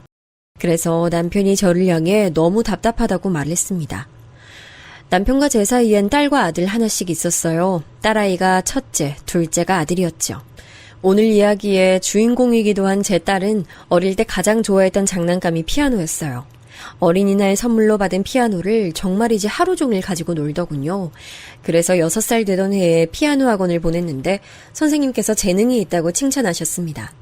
그게 계기가 돼서 딸아이는 피아노를 전공했습니다. 하지만 딸이 대학교에 입학한 지 얼마 되지 않은 시점에 남편 회사가 부도를 맞았습니다. 남편이 어떤 일을 어떻게 하고 있는지 아는 게 하나도 없어서 제겐 마른 하늘의 날벼락이었습니다. 남편은 평소 자신감이 넘쳤던 것만큼 이 상황을 받아들이지 못했어요. 그리고 정신적 충격은 육체를 지배했고 결국 쓰러졌죠. 병원에 누워있는 남편을 보며 오만 가지 생각이 들었어요. 하고 싶은 말을 꽁꽁 싸매고 있는 사람은 저였지 남편이었던 적은 한 번도 없었는데 왜 그런 중요한 일을 혼자서만 그렇게 발버둥치며 해결하려고 했을까? 원망스럽기도 했지만 빨리 자리를 털고 일어나길 간절히 소망했지요. 하지만 야속하게도 제 편이 아니었어요. 남편과 그렇게 사별하고 저는 한동안 어떻게 살아야 할지 감도 안 잡히더라고요. 거기다 남편이 남긴 빚도 상당했거든요. 결국 저는 긴 고민 끝에 남편 보험금과 제 퇴직금, 그리고 살던 집을 팔아 갚을 수 있는 빚을 갚고 친정으로 돌아갔습니다. 학교를 나온 저는 지인을 통해 강남 한 학원에 관리자로 취직했어요. 학교에서 진학 상담을 했던 게 도움이 되더라고요. 덕분에 친정에 들어가서 살기 시작한 지 3년 만에 둘이 지낼 수 있는 집을 마련해 친정을 나왔습니다. 겨우 해방된 느낌이라고나 할까요? 딸아이는 학교를 다니면서 피아노 반주 아르바이트뿐만 아니라 음악학원에서까지 일을 하며 자신의 용돈은 물론 외국에 나가 있는 아들에게도 저 몰래 돈을 보내고 있었어요. 걱정 없이 공부만 하게 해주고 싶었는데 정말 미안했죠. 그런데 어느 날 딸아이가 남친이 생겼다고 제게 수줍게 말하더라고요. 친구가 소개해준 연주 이벤트 갔다가 만났어요. 술, 담배도 전혀 안 하고 저한테 엄청 다정해요. 남자친구를 자랑하는 딸아이의 모습은 낯설면서도 뿌듯했어요. 우리 딸이 이런 얼굴을 하면서 이야기할 수 있구나, 그런 생각들이 머릿속을 떠나지 않았죠. 그러지 말고 엄마한테 소개 좀 시켜줘. 어떤 사람인지. 아직 그럴 정도는 아니에요. 그냥 만나기 시작했지 뭐 결혼의 전제로 만나고 있다거나 하는 건 아니에요. 그래도 엄마한테 얘기할 정도면 어느 정도 너도 생각 있는 거 아니야? 제 질문에도 딸아이는 얼굴을 붉히며 크게 부정하진 않더군요. 하지만 제게 시간을 좀 더 달라고 하기에 저는 그러겠다고 하면서 정말 좋은 사람이길 바란다는 말을 빼놓지 않았죠. 딸아이는 그 뒤로도 몇 번 남자친구에 관해 얘기를 했어요. 저는 그때마다 언제 얼굴 보여줄 거냐고 물었지만 딸아이는 늘 때가 아니라고만 했죠. 그러던 어느 비 오는 날, 저는 퇴근길에 저를 학원에 소개시켜준 지인을 만나기로 하고 집 근처 카페에 갔어요. 당시 자기주도 학습이 유행처럼 번지던 시점이라 지인은 입시 컨설팅을 포함해 그런 부분을 집중적으로 지도할 학원을 새로 오픈하고 싶어 했고, 제가 그 학원 담당이 되어주면 좋겠다고 말했죠. 어떻게 하나 생각이 많아지는데 창밖으로 낯이 익은 실루엣이 보이더군요. 제 딸아이 현지가 한 남자와 우산을 함께 쓰고 있었어요. 그렇게 말하던 남친인 것 같았죠. 딸아이 키가 작은 편도 아니었는데 남자친구는 그보다 20cm는 더 커 보였어요. 무슨 운동을 하는 사람인지 어깨가 떡 벌어지고 체격이 크더라고요. 화기애애하게 웃으며 걸어가는데 괜히 미소가 지어졌죠. 어머, 현지 남자친구 있었어? 전에 길에서 만났을 땐 없다고 하더니 이모한테 거짓말이 나고 말이야. 그때가 언젠데 벌써 5개월은 넘었다. 만나기 시작한 지 얼마 안 됐어. 얼마 전에 100일이라고 커다란 꽃다발 들고 왔더라. 남자는 어때? 만나봤어? 뭐하는 애래? 나야 모르지. 아직 소개시켜줄 때가 아니래. 나도 오늘 처음 봤어. 그래? 근데 왜 이렇게 얼굴이 낯이 익지? 어디서 분명 본 것 같은데.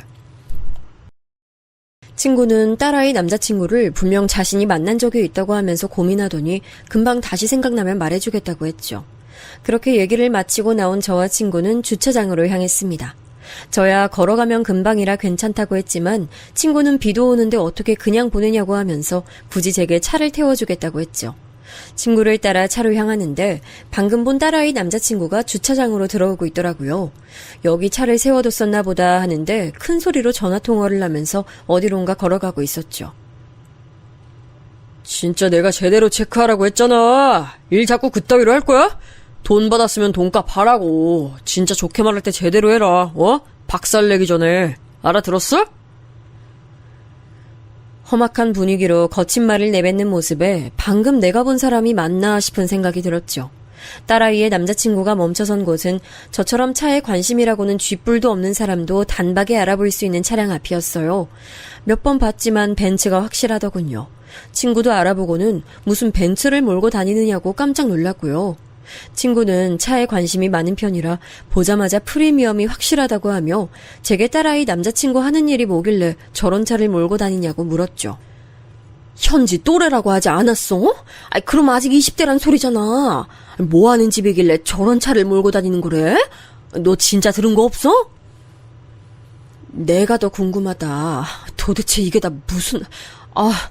빨리 집에 가자. 가서 좀 물어봐야겠어. 친구는 고개를 절레절레 흔들며 나중에 알려달라 말하고는 저를 집 앞에 내려줬어요. 저는 들어가자마자 딸아이를 불러 남자친구에 대해 물었죠. 여전히 딸아이는 대답을 회피하고 있었지만 이번만큼은 저도 물러서지 않았어요. 네가 조심스럽다는 건 알겠는데 어떤 남잔지 적어도 무슨 일 하는지 나도 알아야지. 당장 소개시켜달란 말 하는 것도 아닌데. 딸아이는 망설이더니 어렵게 입을 열었어요. 제 예상과는 너무나도 다른 소리에 깜짝 놀랐습니다. 대학원 다니면서 취업 준비하는 사람이에요. 아직 직장 못 구해서 엄마한테 얘기를 못 하겠더라고요. 그래도 이번에 취직기간에 면접을 여러 군데 봐둬서 취직되면 엄마한테 당당하게 소개하려고 했죠. 취준생이라고? 그럼 집안은? 남친 부모님은 무슨 일 하시는데? 어머니는 갤러리에서 일한다고 하셨고 아버지는 회사 임원이라고 하던데요? 엄마, 갑자기 왜 이런 거 물으세요? 딸아이는 정말 아무것도 모른다는 얼굴을 하고 있었어요. 순간 딸아이가 만나고 있다는 사람이 사기꾼은 아닐까 싶은 생각이 들었죠. 뉴스에도 많이 등장하잖아요. 연인관계라는 특수 상황을 이용해 돈을 뜯어내는 인간들. 딸아이도 피해자 중 하나는 아닐까 불안해졌어요. 저는 솔직히 방금 있었던 일들에 관해 이야기하면서 혹시 딸아이에게 돈을 요구한 적은 없는지 물었죠. 그런 사람 아니에요. 저한테 돈 얘기는 꺼낸 적도 없고요. 깜짝 놀라면서도 고민이 많은 얼굴로 확인해 보겠다고 하더군요. 그 일이 있고 한동안 딸아이는 남자친구에 관해 한마디도 하지 않았습니다. 저 역시도 따로 재촉하지 않았고요.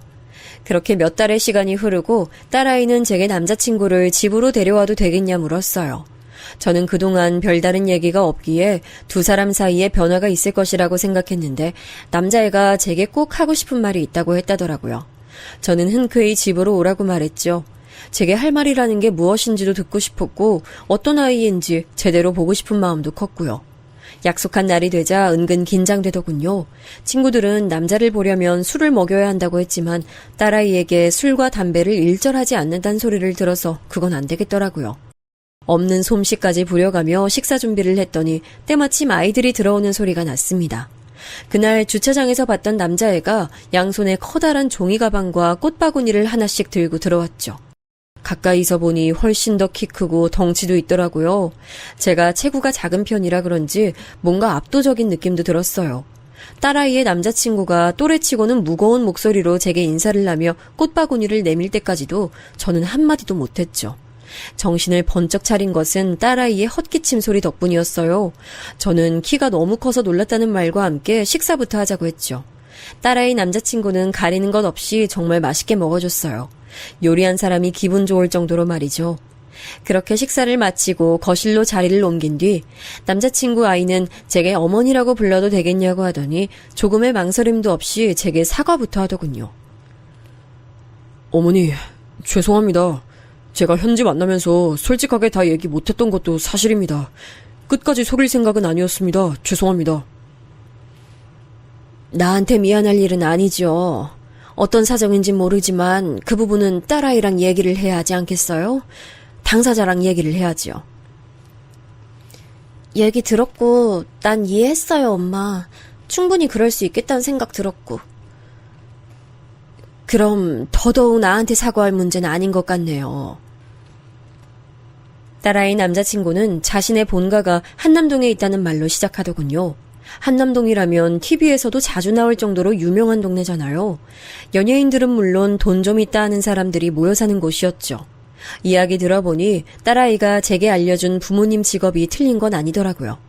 딸아이 남자친구의 어머니는 갤러리를 소유하고 계신 분이었고 아버지는 임원 중에서도 가장 높은 자리에 앉아있는 사람일 뿐이었죠. 저는 말로만 듣던 금수저가 바로 이 남자아이를 말하는 게 아닐까 싶은 생각이 들었습니다. 그 남자아이가 돌아가고 나서 저는 여러 가지 고민이 됐습니다. 과연 두 사람이 결혼한다고 하면 허락을 해야 할까 하는 부분이었어요. 다들 아시겠지만 결혼이라는 게 어디 두 사람만 좋아서 되는 일인가요?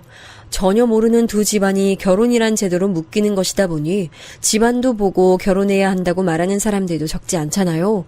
저 역시도 그렇게 생각하는 사람 중 하나고요. 거기다 저희 집의 과거가 그리고 남편의 부재가 문제되지는 않을까 걱정됐습니다. 물론 당장에 결혼하겠다고 한 건 아니었지만 걱정이 태산이었죠. 근데 제 걱정과는 전혀 무관하게 두 아이는 너무 잘 만났고 결혼까지 쭉쭉 이어지더군요. 사돈도 딸아이를 무척이나 예뻐해 주셨고요. 제가 생각했던 것들은 그냥 드라마 속에서나 있는 일이구나 싶었죠. 결혼식은 정말 어마어마했습니다. 무슨 사람들이 그렇게 많이들 모이는지 다들 신랑 측 사람들이라 살짝 주눅들기도 했죠. 딸아이 결혼 소식을 접한 친정 식구들은 꽤 큰 충격을 받은 얼굴을 했었는데 결혼식장 와서는 아주 입까지 떡 벌어져서는 말도 못하더군요. 특히 오빠는 제게 사돈 어른을 소개시켜달라고 할 정도였고요. 결혼식 이후에도 아이들은 여기저기 인사드리러 다니기 바빴어요. 그때였어요. 친구가 슬쩍 제게 다가와 할 말이 있다고 했죠. 카페에서 함께했던 친구요. 나 네 사위 어디서 봤는지 기억났어. 계속 긴가민가 했는데 오늘 보니까 알겠네. 그때 기억 안 난다고 한참 그러더니 그래, 어디서 봤는데? 너 있는 학원, 그 학원 건물주잖아. 세상에 인상 너무 달라서 기억을 못했나 봐. 계약할 때 진짜 엄청 무서웠거든? 술 냄새도 장난 아니었고. 근데 곁에 있는 친구 보니까 기억이 확 나네. 술? 술도 담배도 전혀 못하는데? 착각한 거 아니야? 아닌데. 술이 덜 깼다고 하면서 엄청 짜증내면서 계약하러 왔었는데? 그때 펜 잘 안 나온다고 집어던져서 내가 똑똑히 기억해. 너도 알잖아. 박가부동산 할아버지. 그 할아버지한테 펜 하나도 제대로 준비 못하냐고 엄청 욕을 하는데 얼마나 무서웠는지 몰라. 저는 친구 말에 깜짝 놀라면서도 사위가 그런 행동을 했다는 게 전혀 믿어지지 않았어요. 그렇다고 친구가 제게 거짓말을 할 리도 없고 말이죠. 제 표정이 급 어두워지자 친구는 과거 얘기라고 하면서 괜히 얘기를 꺼낸 것 같다고 미안해했죠. 하지만 이미 들어버린 이야기를 모른 척하기란 쉽지 않았어요. 그런 이야기를 들어서 그런지 제 시선은 자꾸 딸아이와 사위를 향해 가더라고요. 자리가 자리인 만큼 술을 권하는 사람들이 있었어요. 사위는 넙죽넙죽 잘만 받아 마시고 있었고요. 그런 사위를 보는 딸아이의 얼굴은 저만큼이나 불안해 보였습니다. 그때였어요. 건장한 남자들이 딸아이와 사위 곁으로 오더니 뭐라고 얘기하고는 데리고 나가더라고요. 딸아이는 제자리로 오더니 일정이 바뀌어서 신혼여행지로 빨리 출발하게 됐다며 여기서 인사를 해야 할 것 같다고 하더군요. 불안했지만 저는 알겠다, 조심히 다녀오라고 했죠. 결혼식 마치고 돌아와서도 친구 얘기가 자꾸 머릿속에 남았어요. 그리고 술을 물처럼 마시던 사위의 얼굴도 생각나고요. 저는 뜬 눈으로 딸아이 전화를 기다렸습니다. 잘 도착했다는 행복한 딸아이 목소리를 듣고 나서야 안도의 한숨을 내쉴 수 있었어요. 신혼여행에서 돌아온 딸아이는 세상 행복한 얼굴을 하고 있었어요. 여행지에서 너무 좋았다고 말하며 제 선물은 물론이고 딸아이 결혼에 맞춰 귀국한 동생의 것까지 캐리어에 어떻게 다 담아왔나 싶을 정도더군요. 저는 그날 밤 최서방을 따로 불러 물었습니다. 자네 혹시 술 마시나? 난 최서방이 술도 담배도 할 줄 모른다고 들었는데 피로연 때 보니 보통은 아닌 것 같아 말이야. 단도직입적인 제 질문에 최서방은 당황스러웠는지 바로 대답을 못하더군요. 잠깐이지만 곤란하다는 얼굴을 하기도 했고요. 저는 차분히 대답을 기다렸습니다. 술을 못한다기보단 즐기지 않습니다. 어머니, 그날은 어른들이 주시기도 했고 거절할 분위기가 아니라서 받아 마신 거지 평소엔 전혀 아닙니다. 그래? 뭐 술 마시는 게 문제라는 건 아니야. 혹시 숨기는 게 있나 싶어 물어봤지. 섭섭하네요, 장모님. 제가 무슨 죄인도 아닌데 뭘 숨겨요? 저는 차마 친구가 봤다는 장면에 대해 물어보지 못했어요. 저는 최서방에게 남편에 대해 얘기를 해주면서 부부 사이에 괜한 비밀은 만들지 말아달라고 거듭 당부했습니다. 제 얘기를 다 들은 최서방은 어떤 상황에서도 함께 잘 얘기하겠다고 제게 약속했어요. 저는 그 약속을 믿어보기로 했죠. 누군가의 말처럼 사람은 고쳐 쓰는 게 아닌데 말이죠. 그렇게 신혼여행에서 돌아온 딸아이를 마지막으로 저는 한동안 딸아이를 만날 수가 없었어요. 시댁 어른들을 모시고 살다 보니 자유롭지 않을 것이라고는 생각했지만 이렇게 얼굴 보기 힘들 것이라고는 생각 못했거든요. 자주는 아니더라도 얼굴 보고 밥 먹고 그 정도는 가능하지 않을까 했었는데 무슨 일인지 딸아이와는 자주 전화도 할 수가 없었어요. 부재중으로 넘어가는 건 기본이고 문자나 카톡을 보내도 답이 금방 오지 않았죠. 무슨 일이 있는 건 아닐까 걱정이었어요. 최서방에게 전화를 걸어도 잘 지내고 있다는 말만 돌아올 뿐이었고요. 최서방, 시간 되면 주말에 저녁 좀 함께 먹었으면 좋겠는데 우리 집 막둥이 축하할 일도 생겼고 말이야. 처남한테 축하할 일이요? 뭔진 모르지만 꼭 가야죠. 저는 오랜만에 딸아이의 얼굴을 보겠다 싶어서 들뜬 마음을 숨길 수가 없었어요. 그동안 무슨 일이 있었는지 꼭 물어보겠다고 잔뜩 벼르고 있었죠. 하지만 막상 딸아이 얼굴을 보니 아무 말도 나오질 않더군요. 살도 많이 빠져 보였고 어딘가 모르게 피곤한 얼굴이었죠. 물어보고 싶은 게 잔뜩이었지만 저는 뭐라도 먹여야겠다는 생각만 들었어요.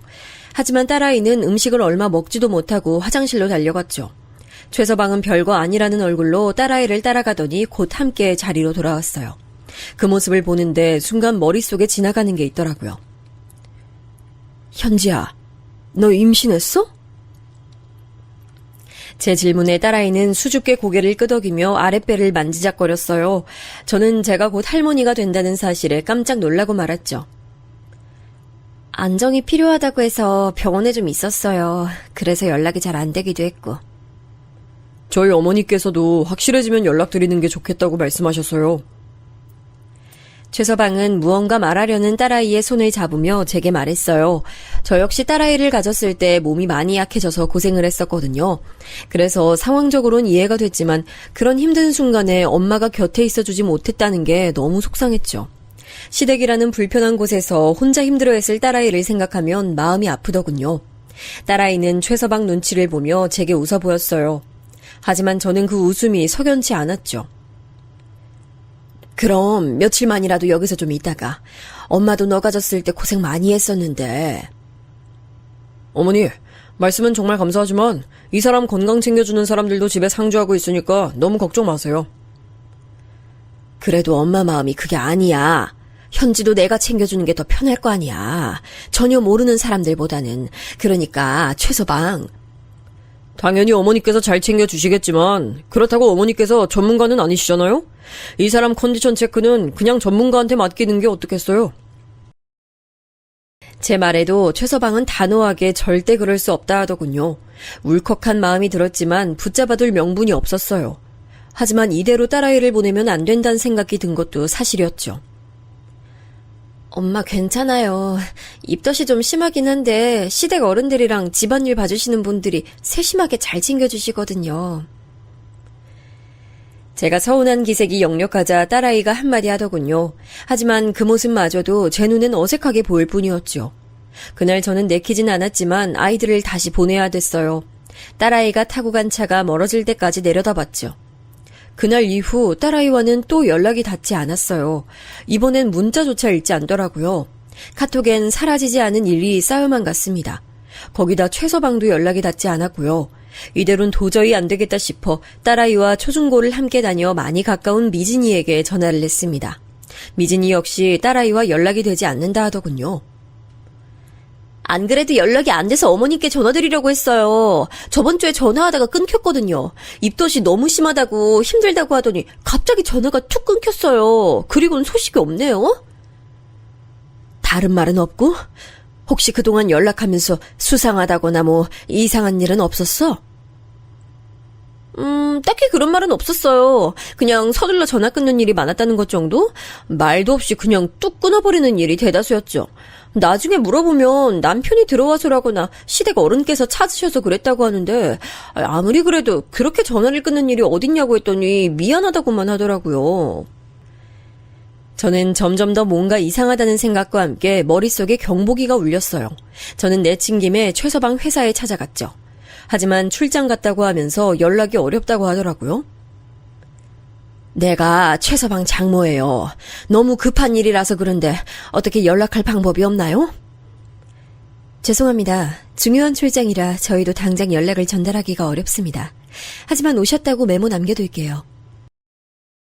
저는 너무 급해서 그러니 어떻게 방법을 찾아볼 수 없겠냐 물었지만 돌아오는 대답은 하나더군요. 온몸에 힘이 하나도 들어가지 않았어요. 겨우 집에 들어오니 아들이 어디 아픈 건 아니냐고 걱정스럽게 바라봤죠. 너희 누나가 연락이 안 되네. 최서방도 마찬가지고. 출장 갔다곤 하는데 아무리 그래도 이렇게 연락이 안 될 수 있어? 저분도 그렇고 엄마는 뭐가 그렇게 걱정되시는 거예요? 누나도 컨디션 조절한다고 힘들겠죠. 임신이 쉬운 일도 아닌데. 그리고 출장이면 당연히 연락이 잘 안 될 수도 있죠. 너무 걱정 마세요. 엄만 너무 걱정이 많아요. 너무 과하다고 지적하는 아들의 말을 듣고 나니 제가 너무 유난을 떠는 건가 싶은 생각이 들기도 했죠. 그래서 얼마는 더 기다려보기로 했습니다. 그렇게 일주일의 시간이 흘렀어요. 하지만 딸아이에게도 최서방에게도 아무런 연락이 없었죠. 그렇게 열흘의 시간이 지났나 딸아이의 친구인 미진이에게 다급한 전화가 걸려왔어요. 방금 딸아이와 전화를 했다고 하면서 말이죠. 어머니, 현지 목소리가 좀 이상해요. 애가 목소리가 완전히 잠겨서는 어디 아픈 사람 같아요. 거기다 영문을 알 수 없는 말만 하고요. 오죽하면 전화를 저한테 잘못 걸었나 싶었다니까요. 현지가 뭐라고 했는데 어디 아프대? 아프냐고 물었는데 날씨가 좋다 그러고 어디냐고 물었는데 옛날에 외할아버지 댁에서 심부름했던 때 생각난다 그러고 진짜 무슨 수수께끼인가 싶을 정도였다니까요. 그러더니 또 전화가 툭 끊어졌어요. 저는 미진이가 말한 외할아버지 댁이란 소리에 정신이 번쩍 들었어요. 남편의 죽음 이후 친정에서 3년간 지낼 때 저희 모녀를 무슨 기생충 보듯이 보는 친정 식구들을 피해서 별채에서 지내고 있었는데요. 그때 딸아이가 심부름으로 창고에 들어갔다가 갇혀서 못 나왔던 적이 있었거든요. 저는 당장이라도 딸아이를 찾으러 가야겠다는 생각이 들었어요. 날이 밝자마자 저는 딸아이의 시댁으로 찾아갔습니다. 대략적인 위치만 알고 있지 정확한 주소도 몰랐는데 다행히 미진이가 임신 소식에 선물을 보낸 적이 있다며 주소를 알려주더라고요. 부랴부랴 달려간 곳에서 잠시 멈춰설 수밖에 없었습니다. 사돈댁은 한남동에서도 내놔라 하는 사람들이 많다는 곳이었더군요. 입구에서부터 들어가는 게 쉽지 않았어요. 사전에 연락을 받지 못했다고 하면서 아예 들여보내주질 않았죠. 저는 사돈댁에 인사하러 왔다고 말했지만 저를 아래 위로 훑어보는 사람들이 들은 척도 안 했죠. 확인해 보세요. 제 말이 맞는지 아닌지. 그럼 될 거 아니냐고요. 여기서 이러시면 곤란해요. 방문자 명단이 없으시면 들어가실 수가 없단 말입니다. 여기가 아무나 들어가는 데가 아니에요. 기가 막혔습니다. 한참 실랑이를 하는데 갑자기 차 한 대가 멈춰서더니 최서방이 내리며 저를 불렀어요. 저는 그동안 제 전화며 문자를 다 무시한 최서방을 보는 순간 욕이 혀끝까지 올라왔지만 꾹 눌러 참아야만 했어요. 최서방, 출장이라고 하더니 이제 돌아온다 봐. 전화에 답이 없길래 아직 출장 중인 줄 알았는데. 그게 죄송합니다. 제가 정신이 좀 없어서. 장모님께서는 여기 무슨 일이세요? 사돈댁에 뭐하러 왔겠어? 딸아이 얼굴 좀 보려고 왔지. 잘 됐네. 앞장서. 그 사람 지금 집에 없어요, 어머니. 잠깐 나갔어요. 나가? 내가 꼭두 새벽부터 여길 찾아왔는데 나가긴 어딜 나갔다는 말이야. 나 오늘은 그냥 못 물러나니까 당장 앞장서. 무슨 일이 있어도 얼굴 봐야겠으니. 제가 당장이라도 안으로 들어갈 것처럼 보였는지 최서방은 따로 연락드리겠다고 하면서 저를 말렸죠. 당장이라도 뿌리치고 싶었지만 제 팔을 잡는 손이 생각보다 너무 강했어요. 저도 모르게 아프다고 소리를 지를 만큼 말이죠. 최서방은 그런 제 반응에도 아랑곳 않고 저를 자신의 차에 태우더군요. 저는 무슨 일이 있길래 딸아이의 얼굴을 보여주지 않느냐고 최서방을 다그쳤지만 피곤하다는 듯이 고개를 돌리며 그냥 집에 가라고 하더군요. 댁에 가 계시면 그 사람한테 연락하라고 할 테니까 여기까지 와서 이런 행패 부리시는 건 좀 삼가주세요. 여기 보는 사람들 눈도 많은데 저희 집 체면도 생각은 해주셔야죠. 최서방의 그런 태도에 오기가 생겼습니다. 그리고 분명 무언가 숨기는 게 있다는 것을 확신했죠. 그날 저녁 최서방의 말처럼 딸아이에게 문자가 왔습니다. 잘 지내고 있으며 조만간 집으로 오겠다 말이죠. 저는 그 문자를 받고도 안심이 안 됐어요. 제 눈으로 딸아이의 모습을 꼭 봐야겠다는 생각만 들었죠. 저는 친구에게 사정 얘기를 했습니다. 친구는 자기 역시 뭔가 일이 생긴 것 같다고 말하며 사돈댁이 있는 곳으로 들어갈 수 있는 방법을 찾아보겠다고 했죠. 친구 연락을 하염없이 기다리면서 저는 딸아이에게 몇 번이나 전화를 걸었지만 잘 지낸다는 문자만 받을 수 있었어요. 여전히 목소리 한 번 들을 수 없었죠. 며칠 뒤 친구는 몇 달이 건너 아는 사람이 그 안에서 살고 있다고 하면서 방문객의 이름을 올려주기로 했다고 알려줬어요. 그리고 바로 찾아갔죠. 혹시나 관리인이 저를 알아보면 어떻게 하나 긴장했지만 다른 사람이더군요. 친구와 함께 들어간 저는 바로 사돈댁으로 향했습니다. 집에서 일하는 사람들만 있을 뿐 사돈도 최서방도 나가고 없었죠.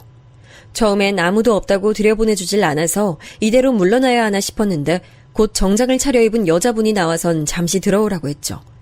꽤나 높은 사람인지 다들 그 사람한테 고개를 숙이더군요. 저를 거실로 안내한 그 사람은 사돈은 부부 동반으로 크루즈 여행 중이라 만날 수 없다고 했어요. 저는 딸아이를 좀 보고 싶은데요. 집에 없나요? 작은 사모님께서는 안정기에 접어들어 체력 회복을 위해 잠시 지방에 가셨습니다. 휴양이요? 어디로요? 저는 전혀 들은 바 없는 이야기라 어디로 간 것이냐 물었지만 여자는 알려줄 수 없단 말만 했습니다. 최서방도 알고 있냐고 물었지만 마찬가지로 대답할 수 없단 대답이 돌아왔고요. 도대체 뭐가 시원하게 해결되는 것이 없어 답답한 찰나 여자는 이제 그만 나가달란 말을 하면서 제 가방을 들었어요. 내 딸 어디 있는지 알려주세요. 얼굴도 안 보여주고 목소리도 못 듣고 잘 지낸단 문자가 전부인데 걱정 안 되게 생겼어요? 안정기에 접어들었다고 하면서 체력 회복은 또 무슨 말이에요? 말이 된다고 생각해요? 당신들 돈이 아무리 많아도 사람을 이렇게 대우하면 안 되죠. 드릴 말씀 없습니다. 가방 가지고 나가주세요. 여자는 제 손에 가방을 꼭 쥐어주며 나가라고 했죠. 그런데 제 손을 쥐는 그 느낌이 이상하더라고요. 가방을 건네줄 때 그렇게 손을 잡는 경우가 없지 않나 싶으면서 말이죠. 여자는 제 눈을 똑바로 바라보더니 가방 잘 챙겨가란 말을 남기곤 저를 밖으로 쫓아냈죠. 친구는 어떻게 됐냐 물었지만 저는 대답 대신 가방을 열었습니다. 그 안엔 못 보던 종이봉투가 들어있었어요. 그 속엔 짧은 쪽지와 함께 USB가 들어있었습니다. 딸을 구하셔야 합니다. 지하실. 급하게 휘갈겨 쓴 메시지에 저는 심장이 떨어져 내리는 기분이었습니다. 지하실이라니 딸을 구하라는 말은 또 무슨 말인가 싶었죠. 저는 떨리는 손으로 USB를 연결해 내용물을 확인했습니다. CCTV 화면이 뜨더니 곧 최서방이 보였어요. 소리는 담겨있지 않았지만 최서방이 어디론가 향해 소리를 지르고 있었습니다. 화면 한쪽에서 딸아이 모습이 보였습니다. 그때보다 더 살이 빠져 보였고 배가 살짝 불러 있었어요. 그때였어요. 갑자기 최서방이 성큼성큼 딸아이에게 다가가더니 다짜고짜 딸아이의 머리채를 붙들고는 사정없이 뺨을 때렸죠. 저는 너무 놀라 소리도 지르지 못하고 입을 틀어막았습니다. 몇 번이나 딸아이를 때리더니 이젠 어디론가 딸아이를 끌고 가더라고요. 딸아이는 끌려가면서도 배를 어떻게든 보호하려고 감싸쥐고 있었고요. 영상은 그렇게 끝이 났지만 저와 친구는 한마디도 하지 못했습니다. 머리로는 당장 집으로 쳐들어가 딸아이를 데리고 나와야 한다 했지만 손끝 하나도 움직일 수 없었죠. 때리는 사람도 맞는 사람도 이번이 처음은 아닌 게 분명했습니다. 야, 정신 차려. 지금 네가 멍하게 있을 때야? 당장 경찰 불러야지. 야! 저는 친구의 외침에 겨우 정신 차렸습니다. 제가 떨리는 손으로 핸드폰도 제대로 꺼내질 못하자 친구는 저를 대신해 경찰에 신고까지 마쳤죠.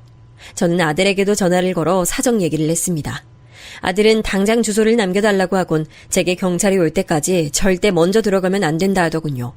곧 경찰이 도착하고 저는 제가 본 영상을 그대로 보여줬습니다.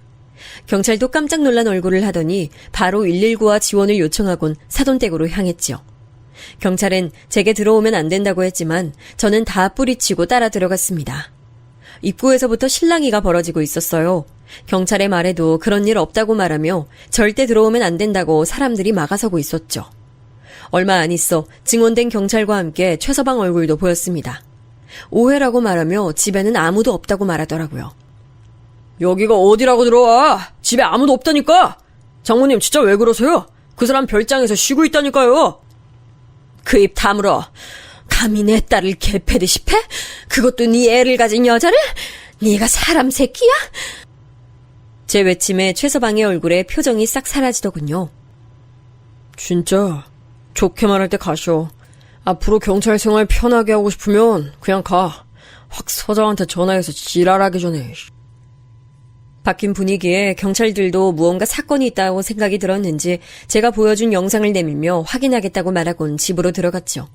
최서방이 소리를 고래고래 지르며 자신이 누군지 아느냐 외쳤지만 경찰은 빠르게 집을 뒤집었어요. 제게 봉투를 건네줬던 여자와 눈이 마주쳤죠. 그 여자는 찰나였지만 지하실이 있는 방향으로 손가락질을 했죠. 저는 지하실을 외치며 그 여자가 알려준 방향으로 달려갔어요. 경찰은 제가 들어와서는 안 된다고 말하며 저를 붙들었죠. 지하실 보세요. 우리 딸 저기 있다고요. 경찰은 급히 지하실로 내려갔지만 굳게 잠겨 있었어요. 이곳을 열라는 말에 최서방은 창고일 뿐이라고 말하며 완강하게 거절했죠. 그렇게 실랑이를 하고 있는데 다른 곳을 뒤지던 한 경찰이 나타나 식탁 위에 열쇠가 있었다고 하며 지하실로 빠르게 내려갔어요. 그리곤 금방 문을 열고 안으로 들어갔죠. 사람 있습니다! 구급차 불러요! 피를 너무 많이 흘렸어요! 경찰의 외침에 지하실로 내려가려고 했지만 오히려 저를 더 강하게 붙들며 기다려야 한다고 하더군요. 곧 구급대원들이 뛰어내려가더니 들것에 실려 딸아이가 올라왔어요. 여기저기 맞아서 엉망이 된 얼굴과 다리엔 피가 흐르고 있었죠. 숨은 쉬고 있는지 의심이 들 정도의 모습에 저는 이성을 잃고 최서방에게 달려들었죠. 이 짐승 새끼! 너 내 딸한테 무슨 짓을 저지른 거야! 이 노인네가 진짜 거슬리게! 최서방은 손쉽게 저를 바닥으로 내팽개쳤어요. 경찰들은 어이없다는 표정과 함께 최서방을 긴급 체포하겠다며 붙들었어요.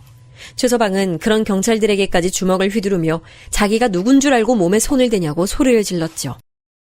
고작 경찰 나부랭이 주제에 감히 내 몸에 손을 대고 멀쩡할 줄 알아? 니들 내가 똑똑히 얼굴 받았다. 싹 다 옷 벗을 각오해. 여기가 어디라고. 이씨. 그리고 놓친네. 그러길래 딸 자식 교육 좀 잘 시키지 그랬어. 어디서 하늘 같은 남편이 하는 일에 간섭에 잔소리에 버릇 좀 고친다고 몇 대 때렸더니 감히 덤벼들긴 하고. 하긴 놓친네 하는 꼴을 보니 그 애미의 그 딸이지. 젠장. 뭐? 이 쓰레기 같은 새끼. 내가 너 이대로 둘 것 같아? 절대 가만히 안 둬. 알겠어? 뭘 할 수 있는데. 꼭 아무것도 없는 것들이 자존심의 꼴값을 떨어요. 최서방이 저를 비웃으며 중얼거리자 경찰들도 잔뜩 굳은 얼굴을 하며 아까보다 더 단호한 움직임으로 최서방을 붙들었어요. 그때였습니다. 아이고 수고 많으십니다. 아주 일장연설을 하시던데 말씀 다 끝나셨어요? 경찰들 사이로 아들과 함께 유학을 갔던 아들 친구의 얼굴이 보였어요. 아들은 사색이 된 얼굴로 제게 다가와서는 누나 만났다고 하면서 저를 꼭 안아주었죠. 저는 이게 다 무슨 일이냐고 했더니 아들이 더 이상은 걱정할 필요가 없다고 자신 있게 말하더군요. 검찰에서 나왔습니다. 최석필 씨. 당신 아주 여러 가지로 총체중 난국이더만 와이프를 저지경으로 만들질 않나 탈세까지. 여기 구속영장이요. 도주 위험이 있어서 제가 바로 여기까지 들고 왔죠. 데려가시죠. 경찰은 정식 구속영장을 확인하곤 수갑까지 채워서 밖으로 끌고 갔어요. 아들은 제게 누나가 있는 병원으로 가자고 저를 부축했죠. 아들 친구는 아무래도 구린 구석이 많은 것 같다고 말하며 제게 무슨 일이 있어도 대가를 치르게 할 테니 너무 걱정하지 말란 말을 남기곤 빠르게 경찰을 따라 나왔어요. 저는 아들의 부축을 뿌리치고 제게 봉투를 전해준 여자에게 다가갔습니다. 고마워요. 열쇠도 당신이 뒀죠? 알려줘서 고맙습니다. 더 빨리 알려드리지 못해서 죄송합니다. 작은 사모님, 맞아서 지하실에 갇혀 계셨던 게 이번이 처음이 아니에요. 그때 친정에 저녁 먹으러 간다고 하고 다녀오신 뒤로 몇 번이나 있었어요. 신고했어야 했는데 너무 무서워서 죄송합니다. 아니에요. 덕분에 오늘 딸아이 목숨을 구했습니다. 감사합니다. 저는 여자에게 고맙단 말을 몇 번이나 더 했어요. 아들은 여자에게 혹시 재판에 증인이 되어줄 수 있냐고 물었고 여자는 무조건 나가겠다고 했어요. 혹시 모를 상태를 대비해 아들은 자신과 함께 나가시는 게 좋을 것 같다고 말했고 여자도 저와 함께 그 집을 나왔죠. 밖으로 나왔더니 친구 모습이 보이질 않았어요. 아들 말에 의하면 구급대를 따라 병원으로 갔다고 하더군요. 저는 바로 딸을 보러 병원을 갔습니다. 병원에서는 여기저기 맞은 곳이 많아 걱정했지만 유산은 아니라고 하더군요. 그 상황에서도 아이를 지키려고 배를 감싸던 딸아이의 모습이 떠올라 눈물이 흘렀죠. 저는 피가 그렇게 많이 흘렀는데도 괜찮았냐고 물었지만 다리에 찢어진 상처가 많아 생긴 것이라 하더군요. 호흡기를 하고 잠든 딸아이 얼굴을 보며 저는 혼자 얼마나 무서웠을까. 딸아이가 견뎌야 했을 시간들에 대한 미안함과 분노로 뇌가 다 녹을 것 같았어요. 피아노를 치던 예쁜 손은 여기저기 상처들로 보기 흉했고 다리 곳곳엔 푸른 멍들이 가득했죠. 의사 말에 의하면 온몸이 멍투성인데 딱 하나 배만 멀쩡하다고 하더군요. 그 말에 저는 결국 눈물이 터졌습니다. 금방 깨어날 것이라는 의사의 말에도 딸아이는 며칠을 그렇게 눈을 감고 있었어요. 저는 왜 의식이 돌아오지 않느냐 물었지만 의사들도 좀 더 기다려보라는 말만 했죠. 저는 딸아이의 손을 잡고 매일같이 말했어요. 다 괜찮아. 이제 엄마가 곁에 있을게. 우리 딸, 내 새끼. 누나, 이제 일어나. 누나 괴롭힐 수 있는 사람은 이제 아무도 없어. 그러니까 겁먹지 말고 이제 일어나, 누나. 제 모습에 아들은 긴 한숨을 내쉬며 제 손과 딸아이의 손을 겹쳐 잡으며 중얼거렸어요. 그렇게 얼마의 시간이 더 흐르고 드디어 딸아이 의식이 돌아왔어요. 저와 눈이 마주친 아이는 힘겹게 손을 들어 제게 뻗었지요. 저는 그 손을 잡고 살아 돌아와줘서 고맙다고 몇 번이나 말했는지 몰라요. 딸아이 눈에서도 눈물이 흐르기 시작했죠. 하지만 문제가 있었어요. 충격이 너무 심했는지 딸아이가 말을 못하더군요. 뭐라도 말을 하려고 입을 뻥긋거렸지만 아무런 소리도 나질 않았어요. 병원에서는 뇌에 이상이 있는 것은 아니라는 소견과 함께 정신과 치료를 권하더군요. 그 소리에 저는 최서방에 대한 분노가 더 활활 타오르는 기분이 들었습니다.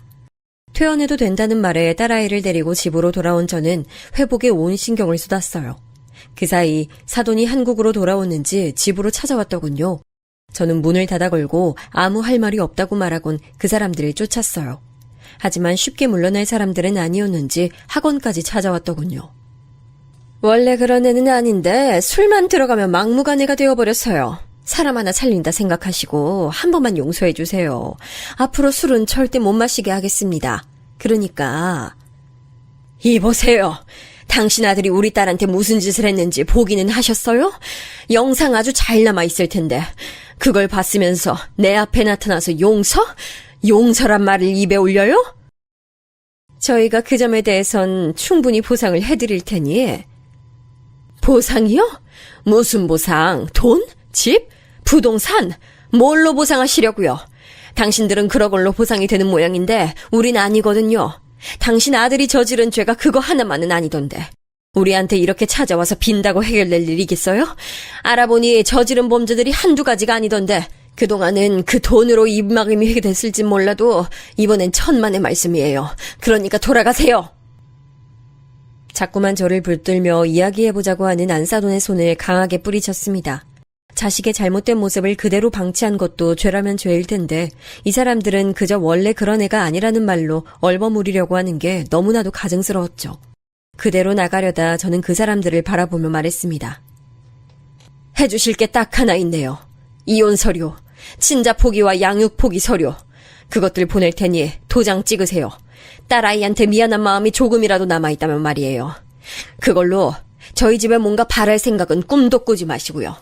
그리고 어떤 게 아들을 위한 일인지 생각이라는 것 좀 하고 사세요.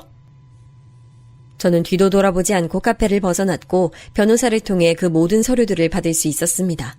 아들 말에 의하면 최서방의 여죄는 파도 끝없이 나왔다고 해요. 주류 밀수는 기본에 마약까지도 얽혀 있었으며 그간 사람을 때리고 합의한 전적이 한두 번이 아니라고 했죠. 이번에는 아무래도 쉽게 나올 수는 없을 것이라는 이야기까지 전해 들은 저는 앞으로 우리 앞에서 특히 우리 딸아이 인생에서 그런 인간을 다시 볼 일은 없었으면 좋겠다고 생각했습니다. 모든 정리가 끝난 지 약 1년이 지났어요. 처음에 말씀드렸듯이 딸아이는 자신을 꼭 닮은 여자아이를 낳았습니다. 어찌나 어릴 적 딸아이 모습과 똑 닮았는지 사진을 나란히 두면 누가 누군지 모를 정도죠.